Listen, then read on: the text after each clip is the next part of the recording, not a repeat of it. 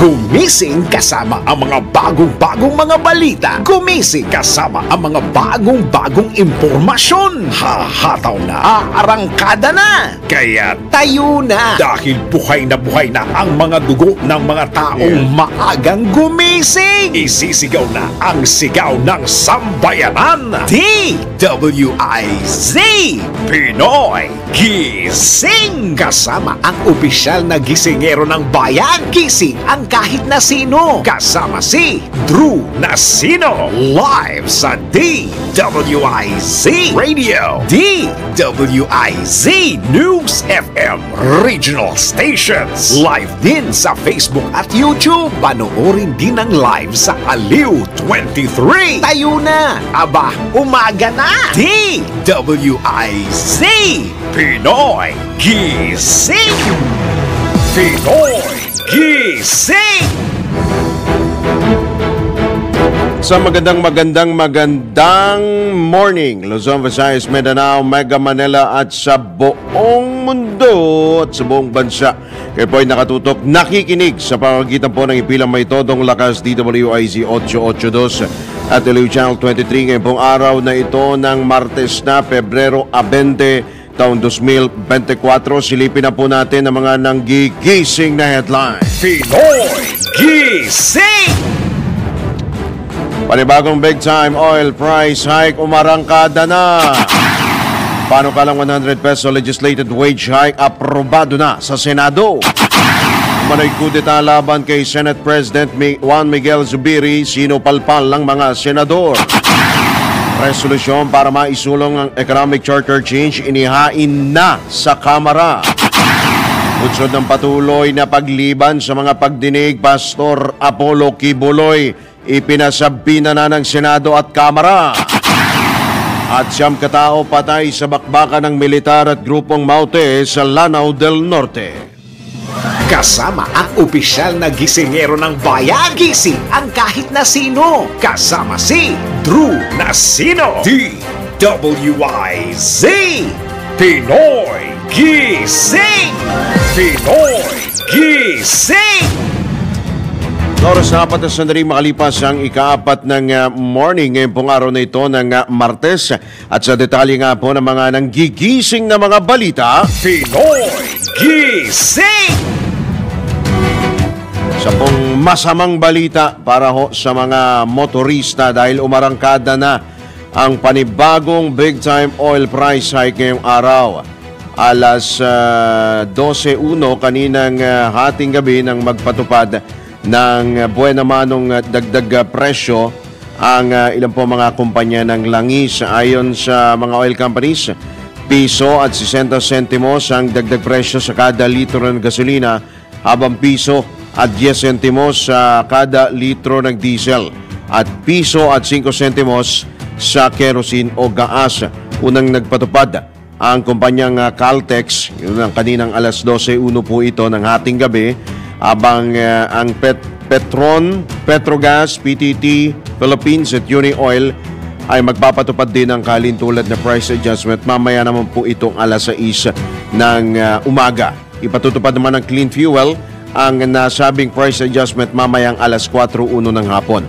Ipinalawanag ni DOE Assistant Director Rodela Romero na ang muling paggalaw ng presyo ng mga produktong petrolyo ay bunsod na nagpapatuloy na kaguluhan sa Middle East, partikular diyan sa Israel at Palestine, at ang desisyon ng OPEC na magbawas ng supply ng krudo at yung pong pamimirata o yung pangaharang po na mga rebelding Houthi, mga Yemeni Houthi diyan po sa Red Sea, pangaharang ng mga dumaraan na barko, yung mga oil tanker at iba pa hong mga vessel. Pinoy Gising. Naglunsad naman ng kilos protesta ang mga miyembro ng grupong Bayan Muna sa harap ng isang gasolinahan ng Petron sa Commonwealth Avenue, Quezon City. Ito upang kondenahin ang panibagong big time oil price hike ngayong araw. Ipinanawagan ng grupo na ibasura na ang oil deregulation law na nila'y matagal ng pahirap sa mga motorista at maging sa mga Pilipino. Matatandang aabot sa piso at 60 sentimos ang dagdag presyo sa kada litro ng gasolina, habang piso at 10 sentimos sa diesel at piso at 5 sentimos naman sa kerosene o gaas. Bunsod na kaguluhan sa Middle East, partikular po dyan sa Israel. At yung desisyon ng OPEC na magbawas ng produksyon ng langis. Pinoy Gising! Iginit naman ng DOTR o Department of Transportation na karamihan sa mga nahuhuling dumaraan sa EDSA bus lane ay mga pribadong sasakyan. Yan po ang ibinunyag ng DOTR. Dahil dito muling pinaalalahanan ni Charlie Del Rosario, ang hepe ng DOTR Command and Control Operations Center, na mga motorista na piling government vehicles lamang ang pinahihintulutang dumaan sa EDSA bus lane. Kanila pong ipinalalahanan ang mga motorista. Kabilang dito, ang mga sasakyan ng mga pangunahing opisyal ng gobyerno, yung apat po, yung lima, yung lima po, yung presidente, vice-presidente, Senate President, House Speaker, at yung Chief Justice. Samantala, iniulat din ng opisyal na bumababa na ang bilang ng mga driver na nahuhuling gumagamit o illegal na dumaraan sa bus lane. Pinoy Gising! Speaking of transportation, naharap na sa kasong reckless driving ang lalaking nasa viral video na ginamit sa drifting o pinaikot-ikot ang isang sasakyan sa bypass road sa Barangay Maa, Davao City. Napag-alaman ng mga pulis na nirentahan lang pala ng suspect ang kotseng kanyang ginamit sa drifting matapos magreklamo ang may-ari nito. Parang Fast and the Furious. Nahuli ang 28 taong gulang na driver sa isang checkpoint. Yan po, Mitsubishi Mirage po ang gamit. At kaugnay nito, humingi ng paumanhin ang suspect sa kanyang ginawang, actually hindi lang pag-iskandalo rin no? O yan po hindi kayo nakakainom ito? LTO, ano kayang nangyari rito? Baka naman, maraming tatrabahuin ng LTO. Ginamit ko sa pandrifting. Ito pong kotse, sedan po ito na kulay gray, na inyo po nakikita, Mitsubishi Mirage po ang ginamit po nitong lalaking suspect. Pinoy Gising! Sa iba pang tampok na balita, lusot na sa ikatlo-tuling pagbasa ang Senate Bill 2534 o ang 100 pisong dagdag sa sahod o arawang sahod ng mga manggagawa sa pribadong sektor. Sa botong 20-0, 20 ang pumabor, wala namang kumontra at wala ring nag-abstain. Inaasang makikinabang sa nasabing panukala ang mahigit 4.2 milyong minimum wage earners sa 100 peso wage increase. Wala naman sa plenaryo ng Senado nang magbotohan sina Senators Lito Lapid, Amy Marcos at ang mag-inang sina Cynthia at Mark Villar. Bago ang botohan, nilinaw ni Senator Jesus Escudero na hindi saklaw ng panukala ang mga maliliit na kumpanya, micro and small medium enterprises. Partikular na po yung mga 10 lamang ho ang empleyado o mga negosyong may puhunang 3 milyong piso pababa, kayo po ay hindi kasama, exempted po kayo. Sinabi naman ni Senator Jinggoy Estrada, ang sponsor po ng nasabing panukala, na ang dagdag sahod ay sagot sa pangangailangan ng mga Pilipino at suporta sa mga nasa likod ng tagumpay ng isang kumpanya. Pinoy Gising! Nilinaw naman ni Senator Jinggoy Estrada na hindi kabilang ang mga empleyadong may managerial post sa kanilang isinusulong na 100 peso wage hike, legislated wage hike. Bigyang diin ni Senador Estrada na tanging mga manggagawa na sumasahod ng minimum wage ang saklaw ng nasabing bill na lumusot na nga sa ikatlutuling pagbasa sa Senado kahapon. Sa panayam ng DWIZ, inihayag ni Senador Estrada na isinusulong nila ang nasabing bill dahil nakukulangan sila sa ipinatupad noong nakaraang taon na 40 pesos na wage increase lalo po dito sa Metro Manila. Una, kaya naman tayo nagkaroon ng panukalang batas na dagdagan o magkaroon ng legislative wage hike na 100 pesos ay dahil nakukulangan po kami dun sa ipinataw na wage hike dito sa Metro Manila na 40 pesos lang noong nakaraang taon. At ito pong panukalang batas na ito na 100 pesos ay across the board sa mga minimum wage earners lamang. Yung mga managerial posts ay hindi po sakop sa batas na yun. Yan po ang tinig ni Senate Committee on Labor Chairman Jinggoy Estrada sa panayam ng DWIZ. Pinoy Gising! Hinamo naman ni Senator Risa Ontivero sa mga kongresista na tapatan ang panukalang dagdag na 100 piso sa arawang sahod ng mga minimum wage earners sa pribadong sektor.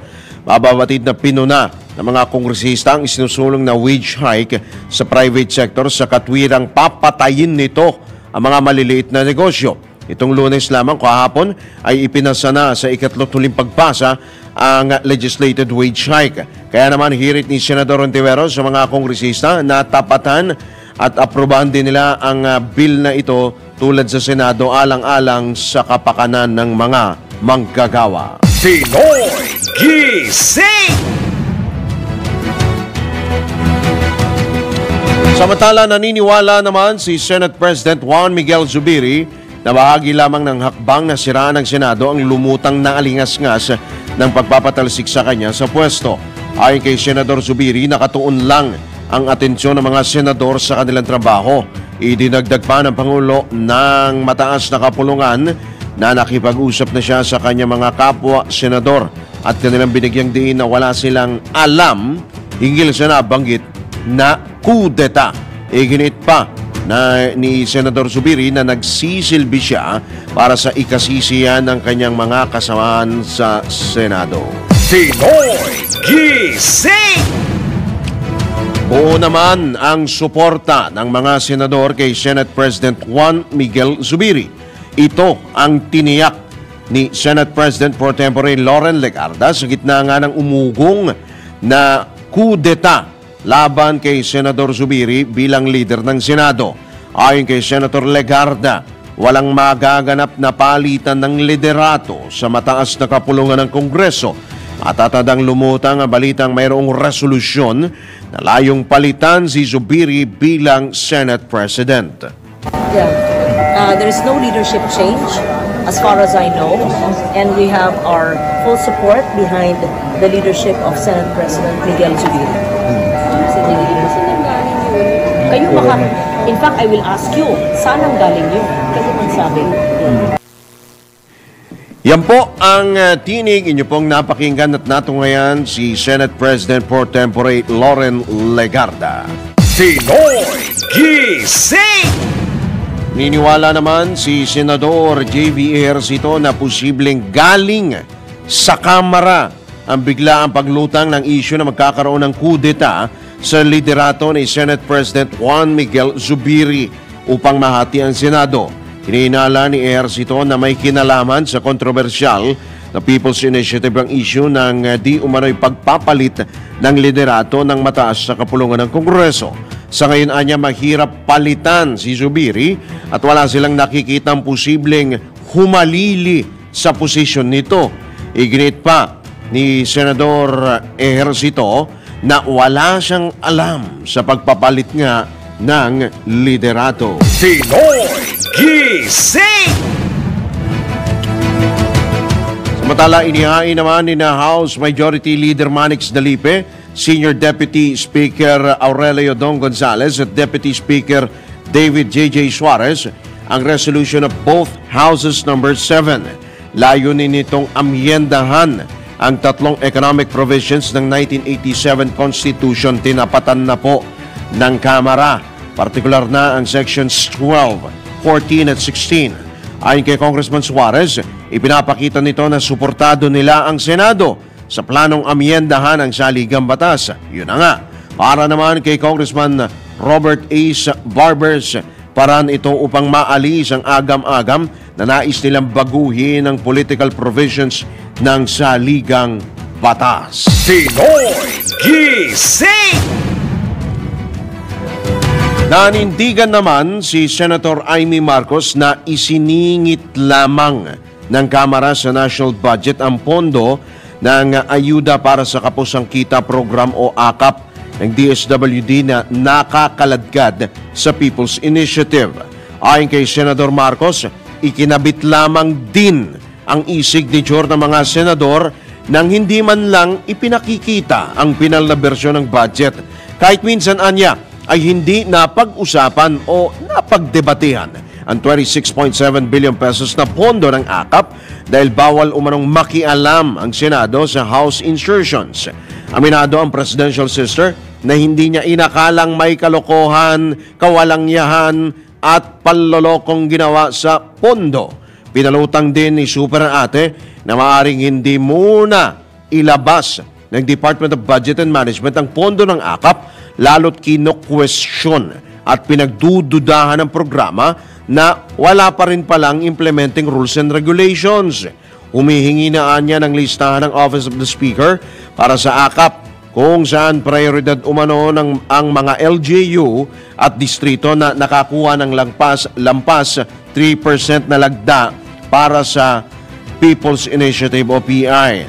Samantala, inamin din ni Senator Marcos at iba pang senador na ipinagkatiwala nila ang kanilang e-signature na ginagamit lamang sa mga kababalaghan sa House insertion. Pinoy Gising! Samantala, wala pang bumabawi ng lagda sa People's Initiative para maisulong ang charter change sa Commission on Elections. Ito ang nilinaw ni COMELEC Chairman George Garcia sa kabila ng paglabas nila ng withdrawal forms hinggil nga sa issue. Ayon kay Chairman Garcia, hindi kinakailangan na ilahad ng mga babawi ng lagda ang kanilang rason. Idinagdag pa ng poll body chief na available o mayroong mga withdrawal forms ang lahat ng opisina ng COMELEC sa bansa. Pinoy Gising! Samantala, sa oras na 11 na sandali makalipas ang ika-4 ng morning, sa pagkakataon ito tayo po ay tumanggap ng ilang pong mga pag-uulat mula sa labas ng himpilan. DWIZ Patrol Report! Mula kay Patrol 17 Jopel Peleño, PNPQC Mercadillo sa Quezon Memorial Circle, muling binuksan sa publiko. Detalye atid ni Jopel Peleño. Binuksan muli para sa publiko ang PAPQC Mercadillo sa Quezon Memorial Circle sa lungsod ng Quezon. Mismong pinangunahan ni QC Mayor Joy Belmonte ang launching at ribbon cutting na ginanap ngayong araw kasama sa aktibidad sina Small Business and Cooperatives Development Promotions Office Head Mona Yap at Ace Bazaar Mercadillo owner Ace Barwell. Maaaring bisitahin ang PAPQC Mercadillo tuwing Biyernes, Sabado at Linggo. Ito si Patrol 17 Chapel Peleño para sa impilang may totong lakas, DWIZ. Nagbabalita ng tama, naglilingkod ng tama. Samantala, bilang ng mga nahuhuling kolorom na sasakyan na dagdagan pa. Alamin na natin kung gaano karami yan mula kay Patrol 13 Gilbert Verdes. Nadagdagan pa ang bilang ng mga sakyang kolorum na nahuli mula Enero hanggang Pebrero 15 ngayong taon. Ayon kay Charlie De Rosario, hepe ng DOTR Command and Control Operations, umabot na raw sa 78 ang bilang ng mga nahuling kolorum na sakyan sa nasabing panahon. Sa Bagong Pilipinas ngayon, sinabi ni De Rosario na diretsong sinasampa ng kaso ang mga nahuling driver ng mga kolorum na sakyan. Anya, mga nahuli ay dadaan naman sa tamang proseso o yung tinatawag na adjudication Communication Service ng LTO para sa paglabag sa anti-colorum policy. Kapag napag-alaman o na-discover na nga na may paglabag itong nagawa, ay may kaikibat daw ito na 200,000 pesos na multa at demerit points laban naman sa driver. Karaniwan ang driver ang pumapasa na multa kapag hindi nagbayad ang operator, kaya naman pinapayuhan ni Del Rosario ang mga tsuper na huwag mamasada ng mga sakyang walang rehistro at mga legal na dokumento. Patrol 13, Gilbert Perdes para sa Himpilang May Todong Lakas, DWIZ, nagbabalita ng tama, naglilingkod ng tama. Sa iba pang balita, 6 na sakay ng motorbangka na tumaob sa Sulu, magkatuwang na sinagip ng Philippine Navy at isang foreign civilian vessel. Nagbabalik si Patrol 17, Jopel Peleño. Naisalba ng mga tauhan ng BRP Jose Lor Sr. PC-390 ng Naval Task Force 61 o NTF-61 ng Philippine Navy ang 6 na individual na lulan ng tumaob na motorbangka sa karagatang sakop ng Pangutaran Island, Sulu. Sa report, galing ng Mapun ang MB Lorena at patungo sana ng Zamboanga City nang biglang hagupitin ng malakas na alon na naging dahilan ng pagtaob nito. Buti na lamang at nasa lugar din ang Panama Flag Bulk Carrier na MV Navios Lumen, kaya't agad na nasaklolohan ang mga sakay ng MV Lorena. Ipinadala naman sa pinangyarihan ng insidente ang LMS Bonggao na mula sa Naval Forces Western Mindanao o NFWM para tumulong sa rescue operation at asistehan ang 6 na nasagip na biktima. Kinilala naman ni NFWM Commander Rear Admiral Don Anthony Miraflor ang pagtutulungan ng Philippine Navy at ng dayuhang civilian vessel. Ito si Patrol 17, Chopel Peleño para sa Himpilang May Todong Lakas, DWIZ, nagbabalita ng tama, naglilingkod ng tama. Kapag may bagong balita, naka-on air, agad-agad, DWIZ Patrol Report. Mandalada ko naman tayo sa ating Metro Patrol Report. Metro Patrol Report. Wala na bota si Ate Diani, Aling Bet Samson. Aling Bet. Go, Bet Samson. Bet Samson. Okay, sige, babalikan natin si Bet Samson mula po dyan sa Kamanava. Sa pagpapatuloy pa rin ng ilang pa mga balita. Pinoy Gising! Ipinagtanggol ni House Deputy Speaker Tony Pet Albano ang araw-araw na press conference sa Kamara sa gitna nga ng isinusulong na charter change o chacha. Buwelta ni Congressman Albano, hindi nito layunin o hindi nila layuning banatan ang sino man o anumang institusyon at kanyang iginiit na walang karapatan ang sino man na questionin o ipatigil ito. Binigyang din pa ng mambabatas na hindi nila ginagawa ang arawang press conference para magpakalat lamang ng maling balita sa publiko. Kailanman, aminado ang kongresista na may pagkakataon na kinakailangang depensahan ng mga kapwa mambabatas ang integridad ng Kamara bilang isang institusyon at itama ang mga anyay kasinungalingan. Pinoy Gising! Alright, balikan natin si Bet Samson mula dyan sa lungsod ng Navotas. Aling Bet. Lumagda ang pamalang Navotas ng isang memorandum of agreement para sa ipatatayong Public Employment Service Office Help Desk sa Navotas Polytechnic College at lahat ng senior high school sa lungsod. Nilagdaan ni Mayor John Ray Chanco ang MOA kasama si Dr. Meriton Zurbano, Schools Division Superintendent, Dr. Joel M. Chavez, NPC President at Ray Sanglay, Supervising Labor and Employment Officer ng Department of Labor and Employment, Kamanava. Layo ng programa na palakasin ang paghahatid ng serbisyong panghanap buhay sa mga mag-aaral ng lungsod at mga bagong nagsipagtapos. Kabilang dito ang special program for the employment of students, job market information, referral and placement, career guidance and employment coaching, and labor education for graduating students at marami pang iba. Ayon kay Tiangco, sa pamamagitan ng Peso Desk, ang mga kabatang Naboteño ay mas masusubaybayan, magiging handa, mas disiplinado, mataas ang pag-iisip at matatag ang emosyon sa pagiging matagumpay sa buhay. Dumalo sa seremonya sina Estelita Aguilar, Peso Navotas Action Officer, Dr. Marco Medorata, SDO Navotas Curriculum Implementation Division Chief at Edita Peregrino, Public School District Supervisor. Suportado naman o sinusuportahan ng pamahalang Navotas ang mga naghahanap ng trabaho sa pamamagitan ng weekly in-house job interviews at mega job fairs. Naglalaan din ng tulong kung saan pwedeng iugnay ang mga mag-aaral para sa work immersion o mga trainings. Metro Patrol Death Subson para sa impilang metodong lakas, DWIZ. Nagbabalita ng tama, naglilingkod ng tama. Pinoy Gising! Kasama ang opisyal na gisingero ng bayan. Gising ang kahit na sino. Kasama si Drew Nasino. DWIZ! Pinoy Gising! Pinoy Gising! Tayo po na sa ikalawang bahagi na po ng Pinoy Gising. Sa pagkakataon ito, tayo po ay tumanggap ng ilang pampagulat mula pa rin sa labas ng impilan. DWIZ Patrol Report. Paggamit ng AFP ng TikTok app, hindi ipagbabawal sa isang kondisyon. Alamin natin kung ano yan. Nagbabalik si Patrol 17 Jopel Peleño.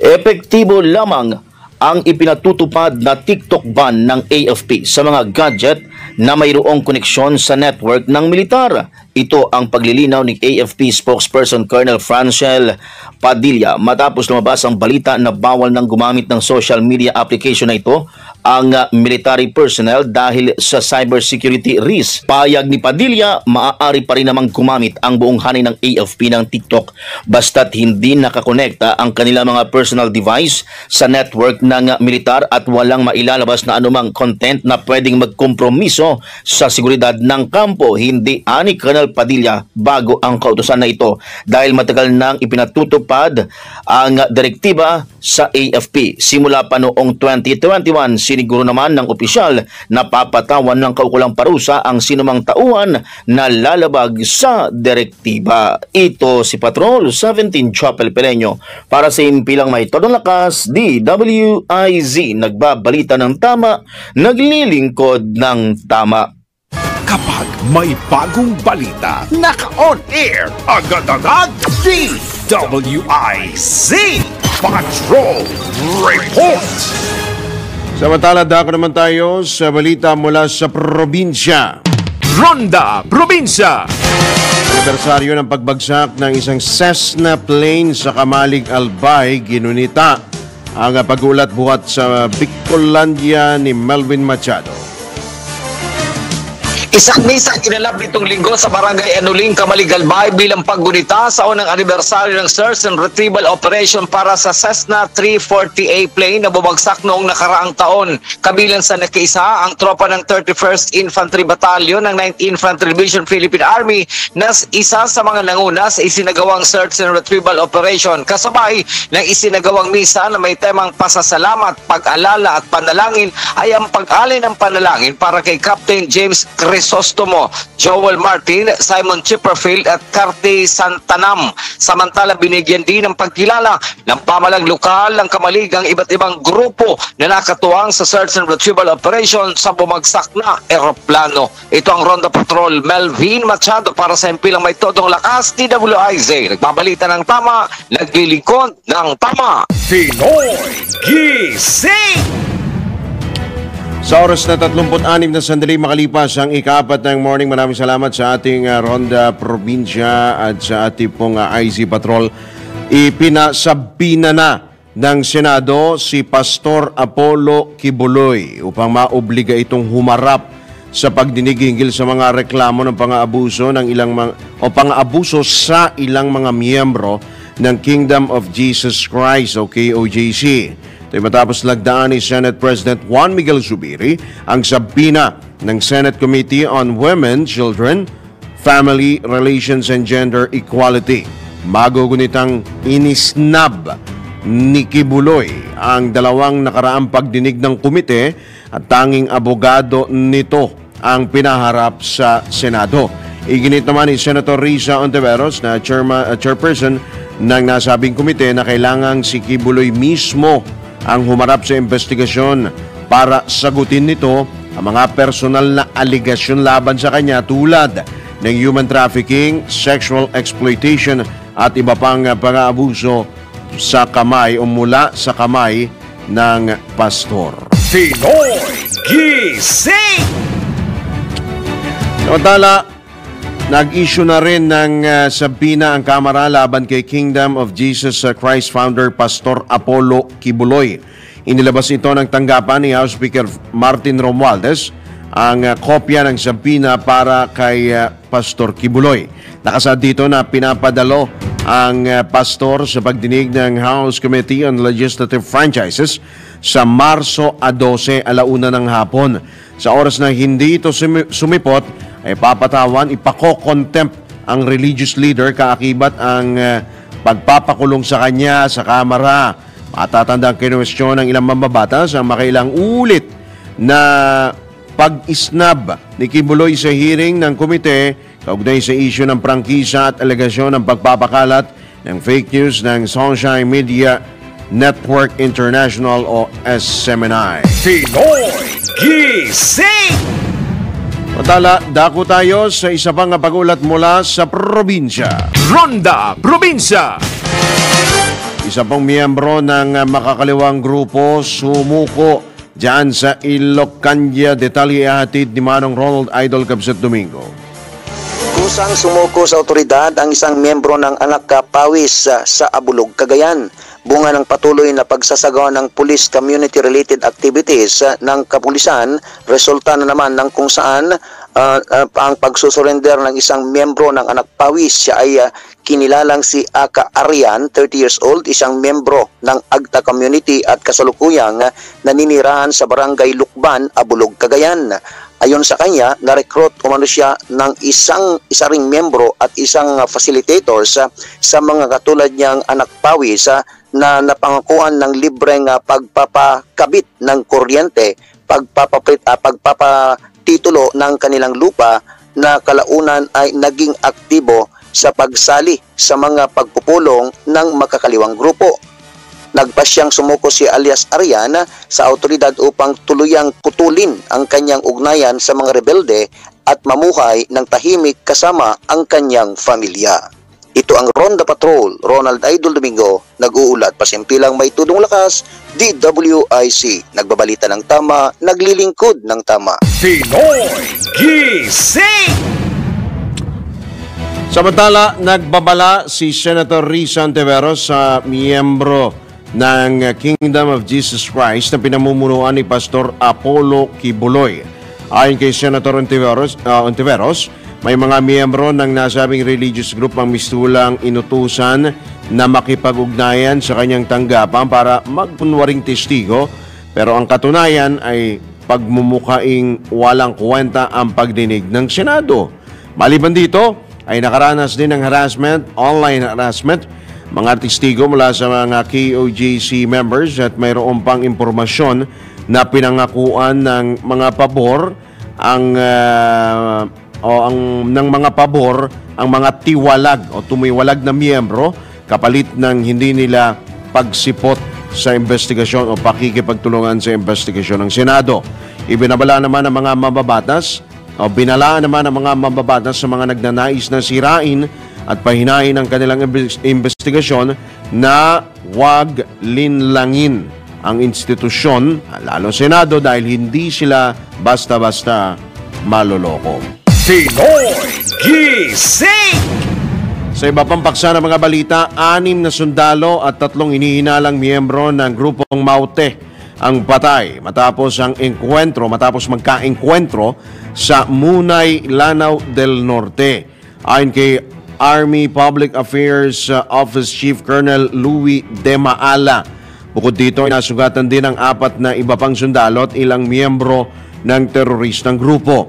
Nabatid na pinangunahan ng 44th Infantry Battalion at 3rd Scout Ranger Battalion ang nasabing military operation nitong linggo na layuning tugisin ang mga suspect sa pambobomba sa Marawi State University na ikinasuhi ng 11 katao noong Disyembre. Pinoy Gising! Samantala, umarangkada na ang bagong Pilipinas Servicio Fair o BPSF sa Siquijor.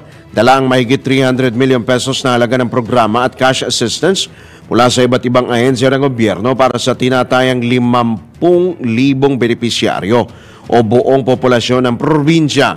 Ikinalugod naman ni House Speaker Martin Romualdez, isa sa pangunahing tagapagtaguyod ng BPSF, ang matagumpay na paghatid ng serbisyo sa mga Pilipino na nasa malalayong lugar. Si Speaker Romualdez ang kumatawan kay Pangulong Ferdinand Marcos Jr. sa pagbubukas ng 2 araw na BPSF sa Siquijor State College Gymnasium sa bayan ng Larena. Ayon sa leader ng Kamara, lahat ng mamamayan ay kasama sa pag-unlad sa ilalim ng bagong Pilipinas at patunay dito ang paglulunsad ng serbisyo fair sa lalawigan. Ang BPSF anya ang pagsasakatuparan ng pangako ni Pangulong Marcos na ilapit ang serbisyo ng gobyerno sa publiko ng mabilis at pinakamabisang paraan.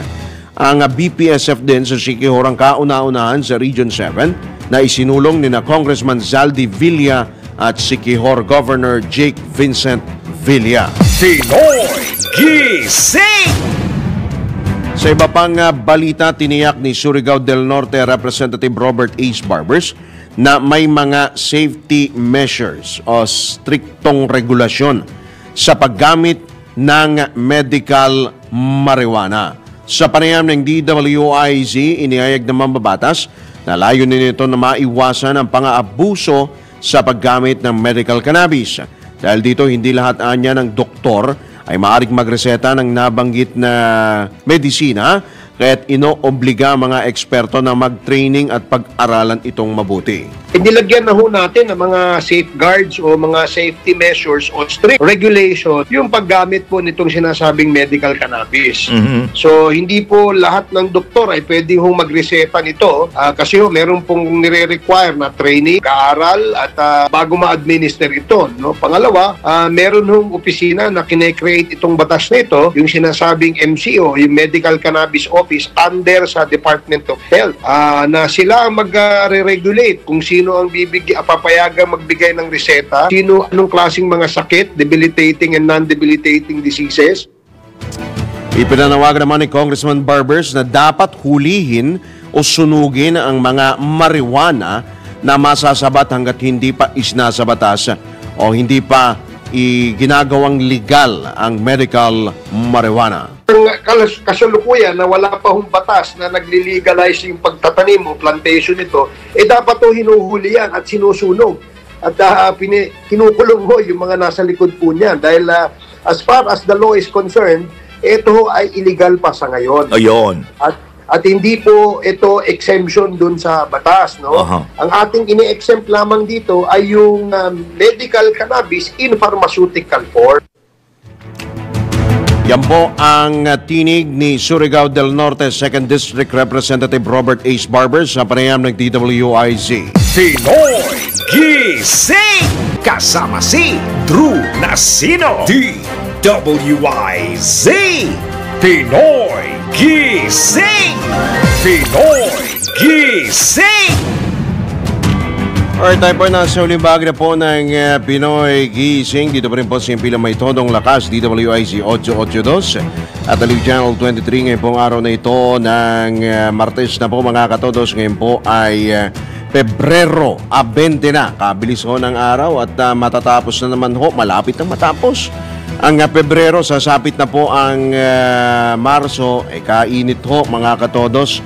Talaga ng panahon, tirik na tirik po ang araw, kumbaga yung natutuyot na ho yung mga damo-damo, yung mga dahon-dahon po, yan, dulot po yan ng El Nino phenomenon. At speaking of El Nino phenomenon nga mga katodos, kahapon nga po mayroon pong lumabas na pag-uulat ang Pag-asa na 4 na lalawigan ang nakararanas po ng matindi pong tagtuyot. 4 na lalawigan sa Central Luzon na kinabibilangan po ng Nueva Ecija, Aurora, ang Zambales at Bataan.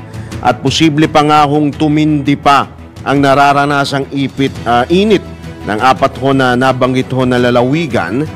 At lalo ho'y Nueva Ecija na isa sa pangunahing supplier ng bigas sa bansa. Posible pa raw hong tumindi pa sa mga susunod na buwan, bunsod pa rin ho'y ito ng El Nino. Sa panayam ng DWIZ, sinabi ni Annalisa Solis, Pag-asa Assistant Weather Services Bureau Chief, na batay sa monitoring ng Weather Bureau ay magkakaroon ng land impact ang El Nino. Base sa monitoring and prediction po ng Pag-asa, still magkakaroon po tayo ng back to ENSO neutral condition. So ibig sabihin po matatapos din po yung El Nino. Kaya lang po meron nga po siyang tinatawag na lag effect or lag impact. Kaya ibig sabihin po ito pong mga areas po na nakakaranas ng mga dry condition and dry spell, posible pa rin po siyang titindi at least up to May. And there are areas pa rin po by end of June na magkakaroon ng prolonged dry spell. Samantala, naka-standby na po ang mga cloud seeding operations upang matulungan ang mga magsasaka ngayong tag-init. Base po dun sa ating nakaalaman, so meron pong mga standby na mga cloud seeding operations. But then, kung titignan po tayo sa kalangitan ngayon, medyo napaka-blue ng sky. So kaya standby lang din po kasi kailangan po, meron po tayong mga seedable clouds po na pwede ay ma-assess natin kung posible pong makapagpaulan yung mga available na mga cloud cover po sa isang particular na lugar. Yan po ang tinig ni DOST Pag-asa Climatology and Prediction Chief Annalisa Solis sa panayam ng DWIZ. Pinoy Gising! Speaking of El Nino, ramdam na ang epekto ng El Nino phenomenon sa Talisay City, Cebu. Ayon sa Disaster Risk Reduction and Management Office ng lungsod, apektado na nag-dry season ang Barangay Tapul, Maghaway, Linaw at Manipis. Niulat naman ni Tapul Barangay Chairman Mary Ann Nolasco na naghahanap na sila ng ibang mapagkukunan ng tubig habang naghihintay ng karagdagang rasyon mula sa lokal na pamahalaan.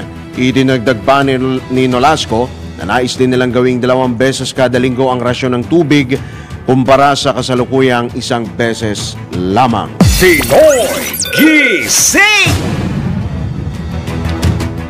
Samantala, eto makinig ho kayo mga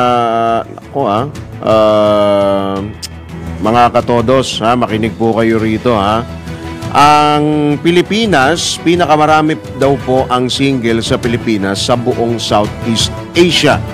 Batay ito sa tala ng United Nations Population Division, kung saan lumabas sa 49% na mga Pilipino ang walang asawa. Bilang sa datos sa mga hindi kasal, hiwalay sa asawa, at yung mga namatayan ng kinakasama, mga balo o kaya ho ay mga biyuda. Kaugnay nito, aabot sa 44.9% ang single sa Brunei, habang 44.69% sa Malaysia at 44.60% naman sa Cambodia. Pinoy Gising! Wow, sabi ni ating Yas, pinakamarami daw ang single sa Pilipinas. Akalain mo? Hindi nga. Samantala, binigyang din ng Samahang Industriya ng Agrikultura o SINAG na isa sa mga dahilan ng pagsadsad ng farm gate price ng lokal na sibuyas ay ang pagbebenta ng smuggled at imported sa mga online platform. Totoo po yan, marami po. Pati ho yung hindi lang ho sibuyas, marami pa ho mga agricultural products binebenta rin po online na hindi po natin napapansin o hindi po natin natitiyak kung yan po ay smuggled o hindi. Ayon kay SINAG Executive Director Jason Kainglet, naibebenta lamang ang mga smuggled na sibuyas, yung malalaki, sa halagang 25 pesos kada kilo sa Facebook, sa marketplace. Meron daw ho yan. Nalulugi niya mga magsasaka, mga magsisibuyas dahil mula sa 42 pesos kada kilo ng farm gate price noong nakarang linggo, muling sumadsad sa 28 pesos ang kada kilo ng farm gate ng lokal na sibuyas, habang ang production cost nito 30 pesos lamang po kada kilo. Napipilitan na rin magrenta ang mga magsasaka ng maiimbakan po ng inaning sibuyas. Nag-iimbak po sila sa mga kamalig pero nirerentahan po nila yan habang mababa pa ang farm gate price. Pinatataas po nila, dyan po nila iniimbak yan. At kapag medyo mataas na po, ilalabas na po nila yan. Samantala, sa kabila ng pagbagsak ng farm gate price ng sibuyas, nananatili namang mataas ang retail price nito sa mga pamilihan sa Metro Manila. Pinoy Gising! Alright mga katodos, tayo po ay wala lang oras. Masapit na po tayo sa ating pansamantalang pagpapaalam ngayong araw po na ito ng Martes. At bago namin bitawan itong programa ay tayo po muna ay pasadaan po muna natin ang isa pong patama quote for the day. Magtiwala sa plano ng Diyos dahil lahat ay may tamang panahon. Tama nga naman, di ba? Ayan po ay totoo po yan. Ika nga ay ipaubaya po natin sa pagpapasya rin po ng Panginoon, pero haluan din po natin ng pagsusumikap, ika nga. Diba? Hindi naman porket hindi ka pinagbigyan ni Lord ay hindi ka na mahal ni Lord. May tama hong panahon dyan. Kumbaga, wag po tayong magmadali, ika nga. Don't fall into a trap, into the trap of being of feeling like you have to go along with the crowd just to be accepted. Kumbaga, wag po tayong magpapa-pressure. Kumbaga, kung meron si ganyan pero tayo wala, pipilitin natin, mangungutang tayo, 'di ba? O wag ho tayong biktima ho sa mga ganun pong pressure. May panahon po si Lord. Nakakalendaryo po yan, ika nga.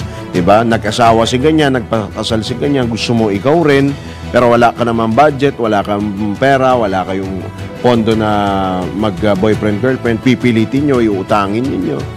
So, may hirap po yun. May kanya-kanya ho tayong panahon. Tandaan po natin, hindi po pare-parehas ang tabas ho ng daliri ho natin. Magkakaiba ho ang atin ho mga palad. Yeah?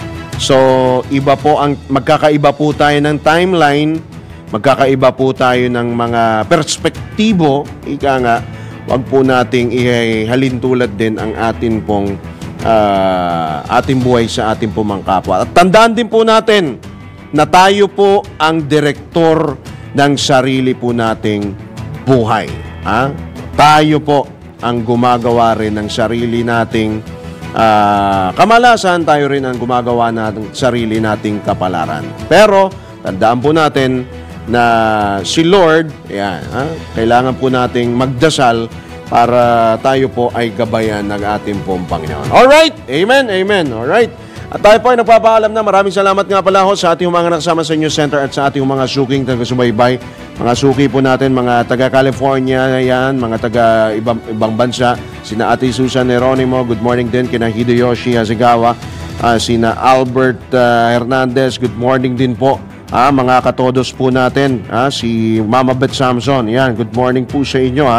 At yung, ito pala, si Nelson Malinaw, si Flor de Lis Espadilla, Princess Carol from California, si Carmen Amoylin, good morning din po sa inyo. Marami pong salamat sa inyo mga katodos. Luroa Sol, magandang umaga po sa inyo. Ito po muli yung lingkod, Drew Nasino, nagbabalita ng tama, naglilingkod ng tama.